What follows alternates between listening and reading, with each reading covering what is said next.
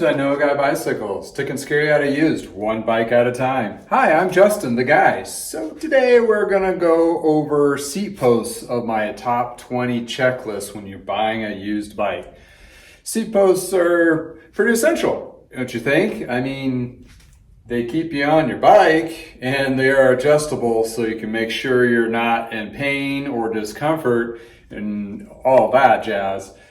But a seat post is one of those points on the bike where it's very vital in a sense that it's not compromised because that's all your weight is sitting on that saddle, which is connected by these clamps, where if that fails or it's not adjusted correctly, there could be some problems with that. So when you're looking at a used bike, unfortunately, you may not have a stand to put it up like this, but you can still look at it and inspect it. You want to make sure first the saddle is secure on there; it's not loose.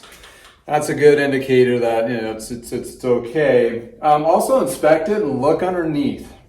This is where you'll find a whole bunch of dirty stuff underneath there, because most people forget to clean that when they're cleaning the bike. I mean, you can always take a rag like so and just kind of inspect it, look it over. It's always good to have a rag, as I mentioned before, to clean out the areas in the frame that may be questionable and possibly dirty, which may not be dirty, might be something else.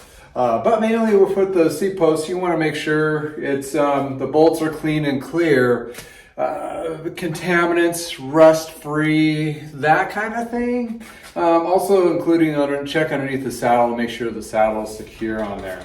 A lot of the seat posts are a one bolt system, or they can be a side bolt system like this, which are pretty nice, or they can get really intricate with some kind of multiple latch system to hold on there to tighten it up. But in any case, the point is they're supposed to secure the saddle on the actual seat post itself. And what I'm talking about the seat post is the thing that goes inside the frame in the seat tube. Hence the reason it's called a seat post. Anyway, also you want to inspect the seat post clamp too, or if it has a quick release, make sure you can adjust it or it's clean from debris and be able to adjust as well. And this is a huge thing. And this is what I've come across on several of the bikes that I've worked on or actually purchased. There were two specifically that the seat post was compromised. One was I couldn't get the seat post out. Well, if you can't get the seat post out, you can't adjust to the size of whoever's riding it, right? I mean, it has to have that functionality. So it's something that you pretty much want to check while you're there before you purchase it, because you can get yourself in a world of hurt. Case in point, I got myself a nice frame, and that bad boy, unfortunately, somebody took Bondo and secured it. So apparently, what I'm assuming is the seat post clamp was not tightening or restricting the seat post enough that it was sliding. And when it was sliding, the person got grumpy with it and decided to put, I think, Bondo in there to hold it in place. Well, yeah, it held it in place all right, but you could never move it again. I spent like 3 hours trying to get this thing out in the case of destroying the seat post. And when I pulled it out completely, it scarred up the whole inside of the seat tube area where the carbon actually contacted the seat post. So it toasted the frame as I was trying to take it apart. Horrible thing, but anyway, so it comes to a big problem if it's not able to adjust.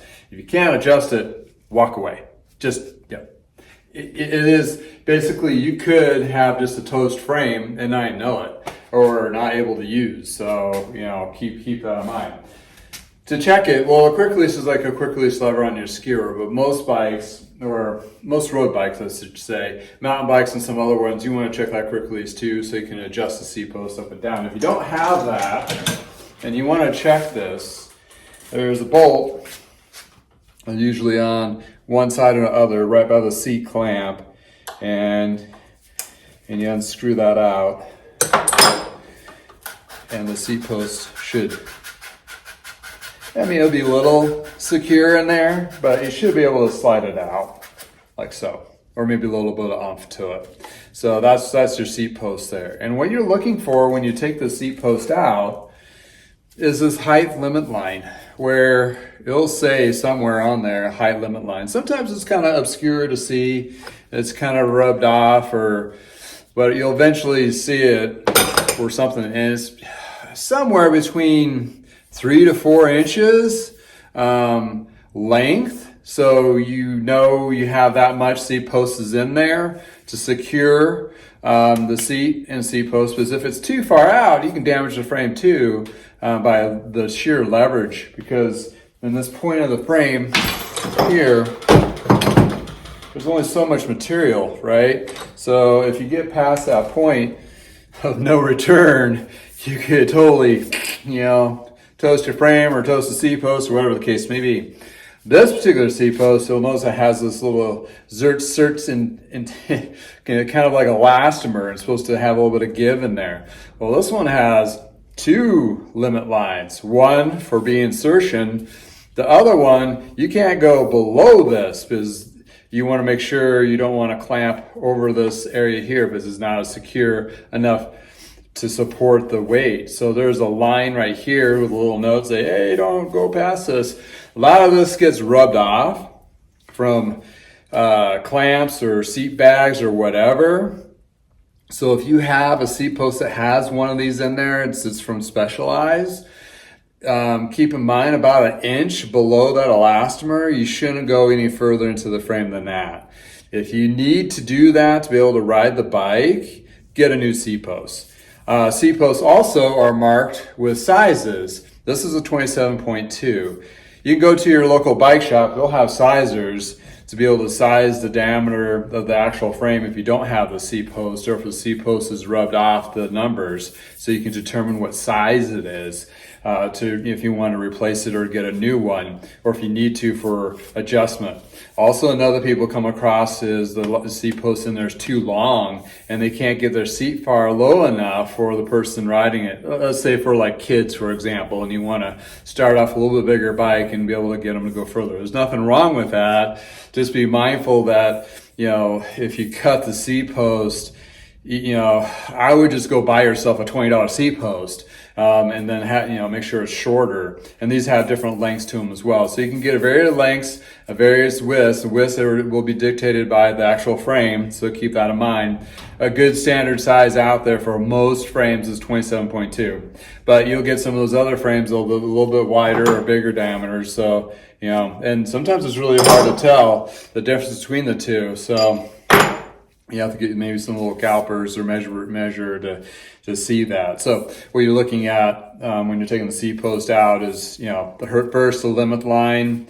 It's making sure it's secure and make sure it's smooth enough to get it inside the frame. And you can put a little bit of grease on these too to keep it from seizing up, because that's a kind of a drain point from water and so forth. So keep that in mind on that. So the other thing is, maybe you're able to get the seat post out, but like I mentioned before, that seat line, limit line,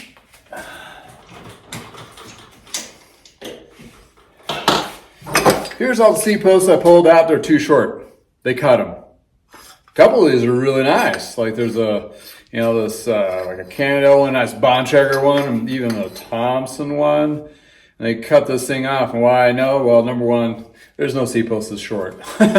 Because the height limit line, if it was one, it will be up to where the H is.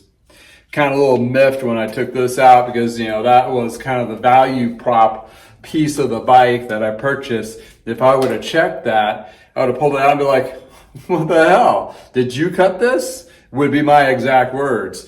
Because, some people cut them for various reasons. One is for like the kids, the growths, or try to fit a smaller or bigger bike to a smaller person, and that seat post might come down and hit one of the bottle mounts internally that prevents it from going down and inside. Well, they'll cut it for that reason.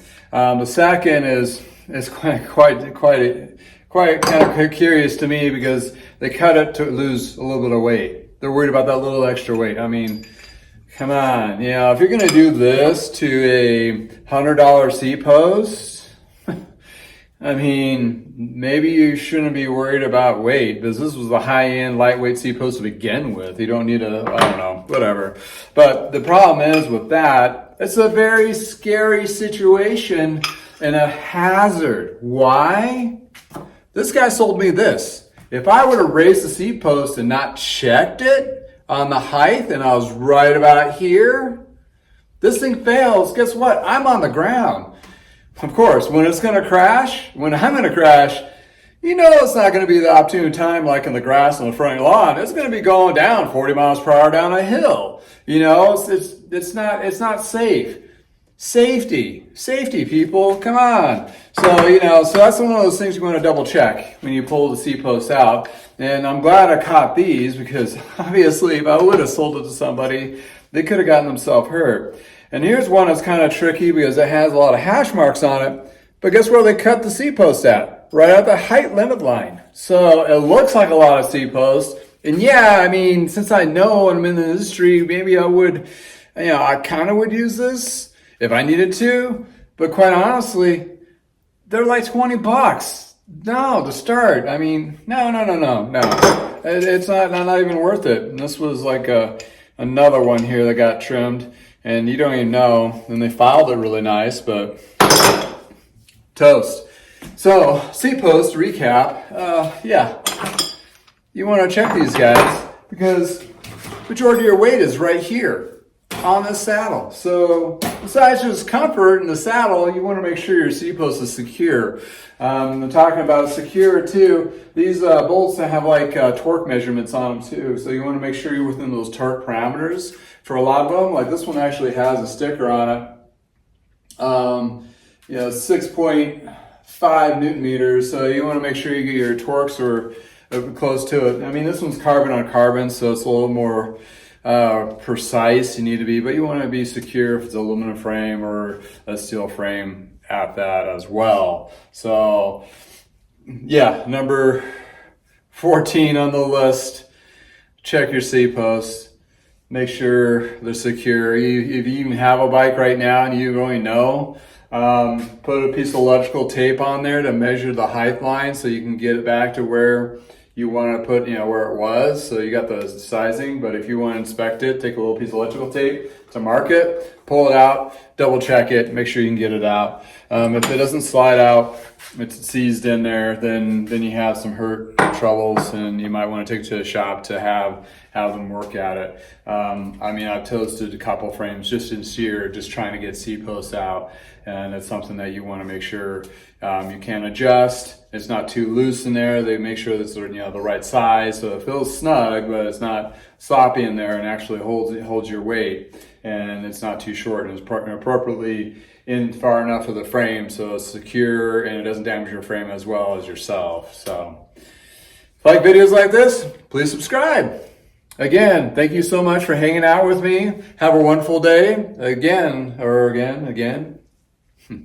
From the garage. Take care.